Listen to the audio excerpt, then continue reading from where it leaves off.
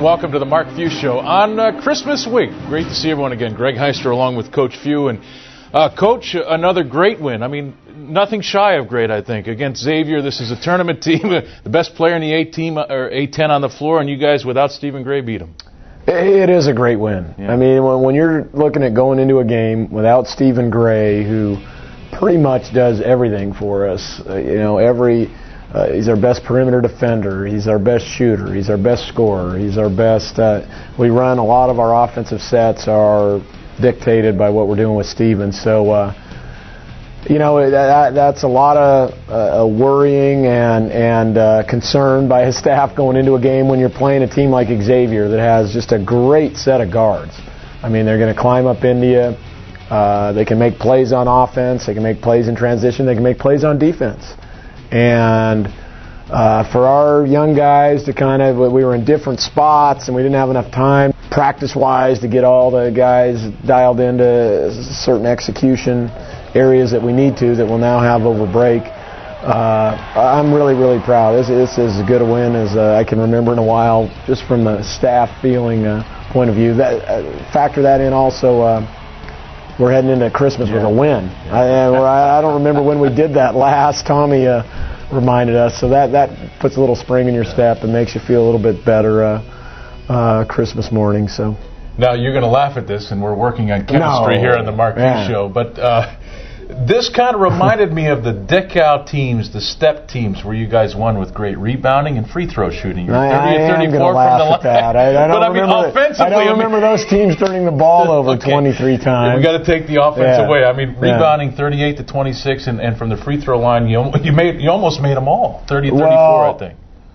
The approach from our bigs was unbelievable. Rob is playing fantastic right now, and I think their bigs coming in here had really dominated some teams. They just got done dominating Wake Forest.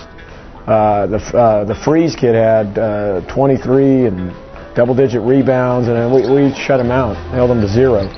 The other guy is McLean. Is like a junkyard dog, really athletic, really aggressive. We did a nice job on him. I think he had 6 points. So I loved Rob's approach tonight, Elias's, and then Kelly and Sam got in there. Kelly made some big hoops for us in that stretch of the second half when we were struggling to score.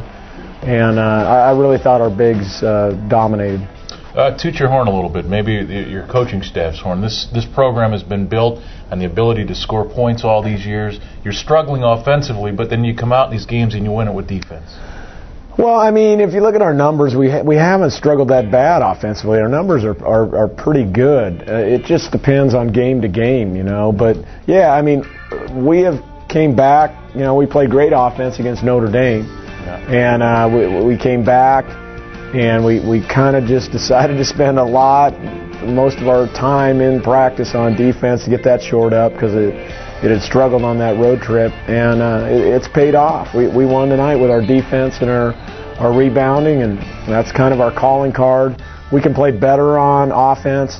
I think tonight a lot of that was indicative of not having Stephen around. I mean, we're very Stephen dependent, as we should be. He's a heck of a player.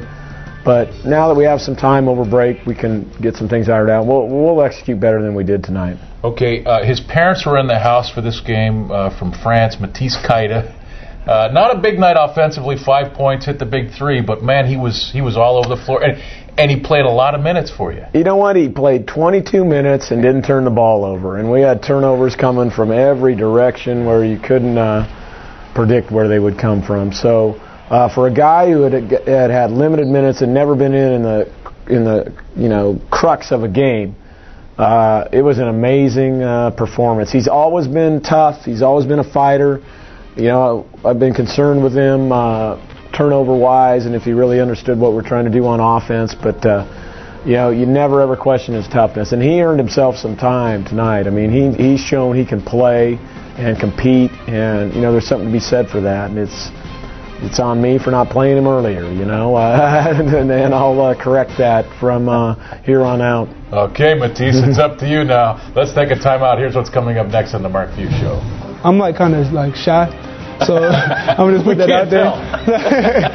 I sit down with freshman big man Sam Dower, but first, our Rada Paint finish of the week. Over that time. Now Murnikoff is going to take it all the way. Rada, fresh local paint made in the Northwest for our Northwest environment, because just like in hoops, it's the finish that counts.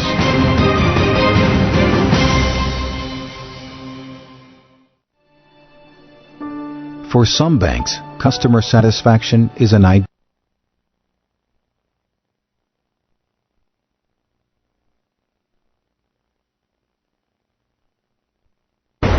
Gonzaga women's basketball. Be there as the Zags take on Southern Utah Monday, January 3rd at 6 p.m. The kennel will be rocking for Gonzaga basketball. There's the backdoor lock. Stephen Gray and company take the floor in a non-conference showdown against the Leopards of Lafayette. Tomorrow at 5:30 on FSN. Tonight on the Final Score presented by Burger King, Eagles and Vikings battle in a rare Tuesday NFL game. Also, the Red Hot Spurs host the Lakers. For all the day's highlights in 30 minutes, it's the Final Score.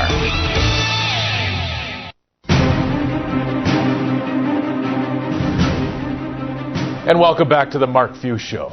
Well, the big man at Gonzaga has been a formidable position for many, many years now. And Sam Dower may be the next generation, all the way from the great state of Minnesota. The big man in the middle with the left hand, but he's also got the right hand. A lot of skill out of this big guy. Here's more with Big Sam.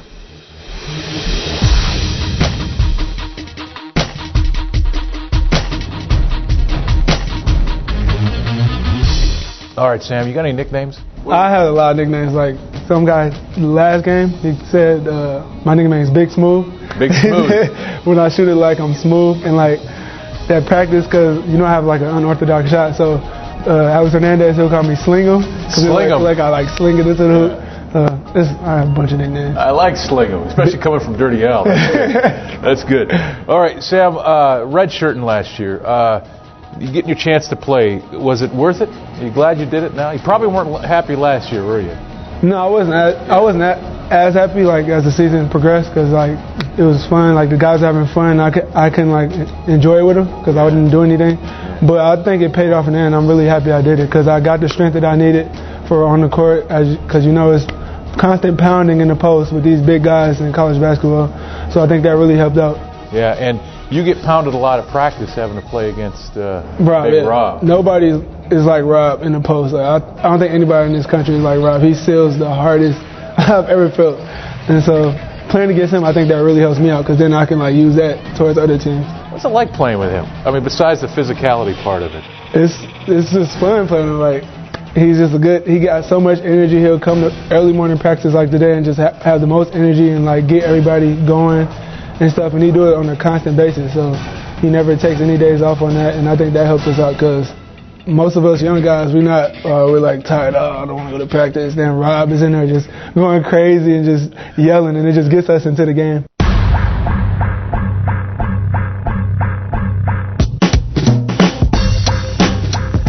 What did you get so good? You got really soft hands, you got all these little moves down there. You grew large, so I mean that all worked out in your favor. Yeah, it did. As growing up, like I don't know what it is. I just could put the ball in the basket. Like I didn't practice it at all. Just God-given talent, I guess.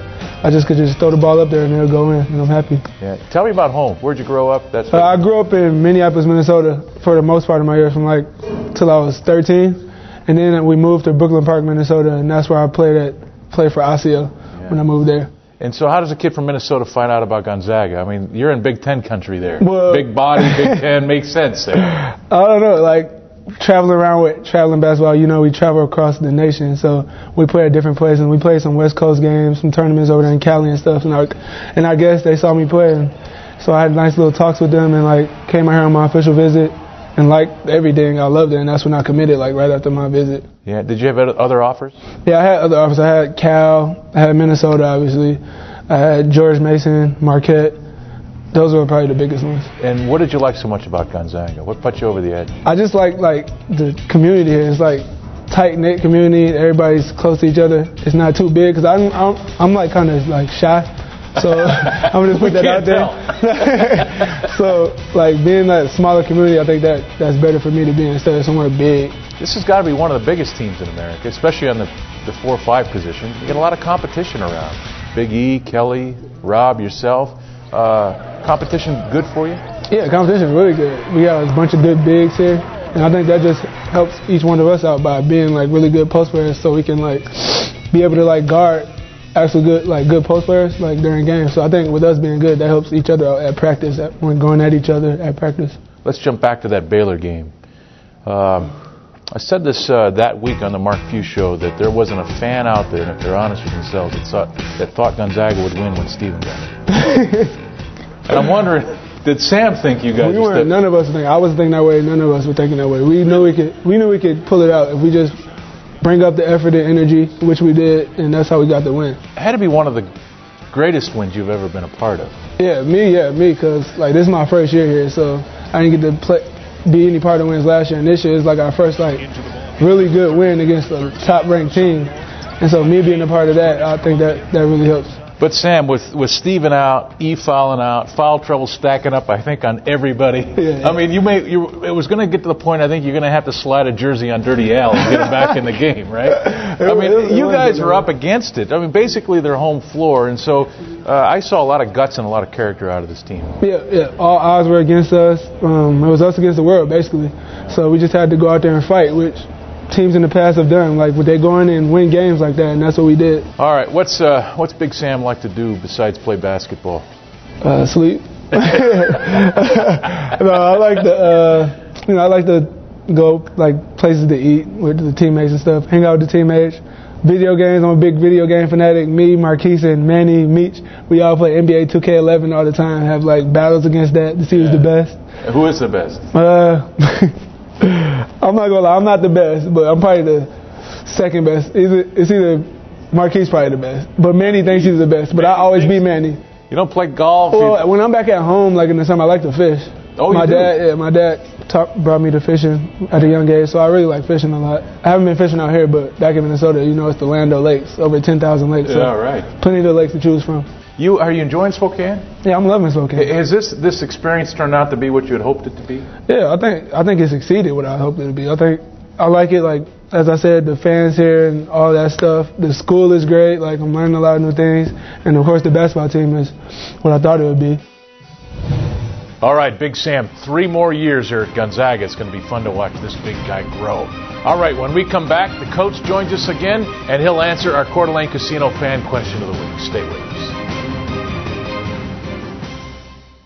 Time to expect more from your car dealer at Burien Chevrolet.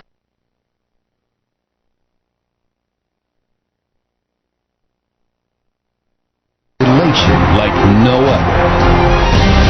College basketball is back.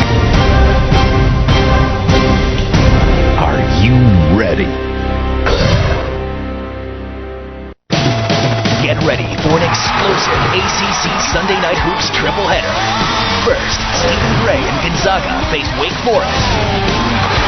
Then, it's an SEC-ACC showdown when Malcolm White and LSU take on Mustafa Farrakhan and Virginia. And in the nightcap, Duran Scott and Miami look to knock down national powerhouse Duke. Here we go. Showtime. It's an ACC Sunday Night Hoops triple header. This week, presented by Pizza Hut. All right, welcome back to the Mark Few Show. Time now for our Coeur d'Alene Casino fan question of the week. And it's Chris from the Spokane Valley writing in. Coach, how do you set your starting lineup? Are certain positions set no matter what, and you fill in the rest based on matchups, or is it based on practice performance throughout the week? No, year in and year out it changes. I think I've had a lot of starting lineups that have stayed set throughout the entire season, and that was based on performance, not only in games, but how they performed in practice. With this team, we have a lot of equal guys, so there's a couple things that go in. The matchup that we have coming up, opponent is showing, whether it's man or zone or pressure or type of things they're running on offense, and then also on practice. We have guys moving up and moving down, maybe based on their